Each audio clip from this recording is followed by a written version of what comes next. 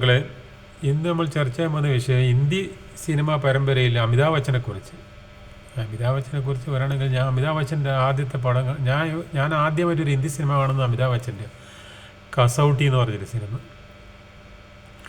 അമിതാഭ് ബച്ചനും ഹേമമാലിനി പ്രാണ് ആദ്യമായിട്ട് കണ്ട ഒരു ഹിന്ദി സിനിമയാണത്. അത് അമിതാഭ് ബച്ചൻ എന്ന് അറിഞ്ഞിട്ട് പോയതൊന്നുമല്ല. ഒരു ഹിന്ദി സിനിമ കളിക്കുന്നുണ്ട്. ഒരു ഹിന്ദി സിനിമ ആദ്യമായിട്ട് കാണാൻ ആഗ്രഹം, അങ്ങനെ തിയേറ്ററിൽ കയറി കണ്ടാണ്. ഒരു വലിയ ഹൈറ്റുള്ള ഒരു നാട്, പേരൊന്നും അറിയില്ല, ഹേമമാലിൻ്റെ പേരും അറിയില്ല. അങ്ങനെ നല്ല ഫൈറ്റ്. ഞാൻ മനസ്സിൽ വിചാരിച്ചു ഇതേത് നാട്, ഭയങ്കര ഫൈറ്റ്. അങ്ങനെ പിറ്റേന്ന് സ്കൂളിൽ പോയ സമയത്ത് ഞാൻ പിള്ളേരോടെല്ലാം പറഞ്ഞു ഇന്നലെ കസൗട്ടി എന്നുള്ള പടം കണ്ടു. അമിതാഭ് ബച്ചൻ്റെ പടം എന്ന് പറഞ്ഞു.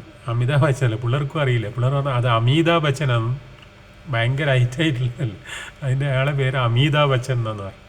അങ്ങനെ അമിതാഭ് ബച്ചൻ അങ്ങനെയാണ് ആദ്യമായിട്ട് അറിയുന്നത്. പിന്നെ കുറച്ച് കഴിയുമ്പോൾ അമിതാഭ് ബച്ചൻ എന്നുള്ള പേര് മനസ്സിലായി. പിന്നെ അങ്ങോട്ട് അമിതാഭ് ബച്ചൻ്റെ എല്ലാ പടങ്ങളും വരുന്ന അമിതാഭ് ബച്ചൻ്റെ പടങ്ങൾ.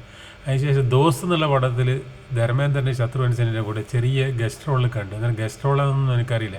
അപ്പം ഞാൻ അന്നേരം മനസ്സിലേക്ക് കരുതി കസൗട്ടിയിൽ ഇത്രയും നല്ല അഭിനയം കാഴ്ചവെച്ച നടന് ഈ ദോസ്തിൽ ചെറിയ റോള് കൊടുത്തിന് ഇതേത് പൊട്ട സംവിധായകനാന്ന് മനസ്സിൽ വിചാരിച്ചു. നോക്കുമ്പോൾ അത് ഗസ്റ്റ് റോളാണ്. പിന്നെ അമിതാഭ് ബച്ചൻ്റെ തേരോട്ട ആയിരുന്നല്ലോ പടങ്ങൾ. കൂൻ പസീന, ഏരാ പേരി, മുഖദ്ദർ കാ സിക്കന്ദർ, അമർ അക്ബർ ആൻ്റണി. പിന്നെ അമിതാഭ് ബച്ചൻ്റെ കൂടെ വിനോദ് ഖന്ന ഉണ്ടാവും, അല്ലെങ്കിൽ ശശി കപൂർ ഉണ്ടാവും അധികം. പിന്നെ ഡോണ്, കസ്മേ വാദേ, ഷോലെ, അങ്ങനെ ഒരുപാട് പടങ്ങൾ തിയേറ്ററിനെ പൂരപ്പറമ്പാക്കിയ അമിതാഭ് ബച്ചൻ്റെ കുറേ പടങ്ങൾ. അമിതാഭ് ബച്ചൻ്റെ പ്രത്യേകത എന്ന് പറഞ്ഞാൽ അമിതാഭ് ബച്ചൻ റൊമാൻറ്റിക്കിലും ആക്ഷനിലും രണ്ടിലും തിളങ്ങും. ഡയലോഗിലും ഡാൻസിലും എല്ലാം അമിതാഭ് ബച്ചൻ കൈകാര്യം ചെയ്യും. നമ്മുടെ biggest super star Prem Nazir സാറിനെ പോലെ എല്ലാ റോളും എല്ലാം കൈകാര്യം ചെയ്യും. വെറും ആക്ഷൻ മാത്രമല്ല, ആക്ഷന് പാട്ട് സീനിൽ ശോഭിക്കും, ഡയലോഗ് പ്രസൻറ്റേഷൻ, കോമഡി. നസീർ സാറിനെ പോലെ തന്നെ കോമഡി നന്നായിട്ട് നസീർ സാറിനെ പോലെ ഇന്ത്യയിൽ കോമഡി അവതരിപ്പിക്കുന്ന നാട് അമിതാഭ് ബച്ചൻ. അമിതാഭ് ബച്ചൻ്റെ പാട്ട് ഏറ്റവും ഫേമസ് ആണെന്നല്ല ഇതിൽ നമ്മുടെ മുഖദ്ദർ കാ സിക്കന്ദറിൽ ഓ സാത്തി രേ തേരെ ബിനാ ഭി ക്യാ ജീനാ, തേരെ ബിനാ ഭി ക്യാ ജീനാ. പിന്നെ വേറെ പാട്ടെന്ന് ഇതിൽ ഡോണിൽ 5-6 നല്ല നല്ല പാട്ട്. ഹര ദീവാനോ മുझे പഹചാനോ കാ പഹചാനോ മേ ഹൂ ഡോൺ. പിന്നെ അദ്ദേഹത്തിൻ്റെ കിടിലം പടമാണ് ദീവാർ. ദീവാർ കഴിഞ്ഞൊരു മജ്ബൂർ.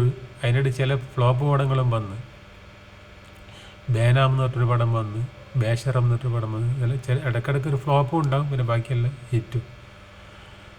അമിതാഭ് ബച്ചനെ കുറിച്ച് പറയുകയാണെങ്കിൽ അമിതാഭ് ബച്ചൻ നായകനായിട്ട് കുദാഗവ വരെയാണ് നായകനായിട്ട് ശരിക്കും വന്നത്, കുദാഗവ. അതിനുശേഷം പിന്നെ അമിതാഭ് ബച്ചൻ നായകസ്ഥാനത്ത് നിന്ന് മാറിയിട്ട് സൈഡ് റോളിൽ അഭിനയിക്കാൻ. അങ്ങനെ സാധാരണ ഇത്രയും വലിയൊരു നടൻ സൈഡ് റോളിലേക്ക് മാറൂല. പക്ഷെ അമിതാഭ് ബച്ചൻ സൈഡ് റോളിൽ അഭിനയിച്ച കുറേ പടങ്ങളുണ്ട്. ഷാറൂഖ് ഖാൻ്റെ കൂടെ മൊഹബത്തീനിൽ സൈഡ് റോളാണ്. അങ്ങനെ കുറേ പടങ്ങളിൽ സൈഡ് റോളിൽ അഭിനയിച്ചു. ഇവിടെ ഇപ്പോൾ മമ്മൂട്ടി മോഹൻലാൽ സൈഡ് റോളിൽ അഭിനയിക്കാൻ എന്തോ വലിയ കാര്യം പോലെ. ഇവർ പിന്നെ അമിതാഭ് ബച്ചനേക്കാളും വലിയ നടൻ്റെ കളിയാണ് മമ്മൂട്ടിക്ക് മോഹൻലാൽ, സൈഡ് റോളിലേക്ക് പോകുന്നില്ല. അപ്പോൾ അമിതാഭ് ബച്ചനെ കുറിച്ച് പറയുകയാണെങ്കിൽ ഇനി ഒരുപാട് പറയാനുണ്ട്. അദ്ദേഹത്തിൻ്റെ ആദ്യത്തെ ഒരു 10 പടങ്ങളോളം ഫ്ലോപ്പായി. 11ാമത്തെ പടമാണ് സഞ്ജീർ. അത് സൂപ്പർ ഹിറ്റായി. പിന്നെ തിരിഞ്ഞു നോക്കേണ്ടി വന്നിട്ടില്ല അമിതാഭ് ബച്ചൻ. ഓക്കെ.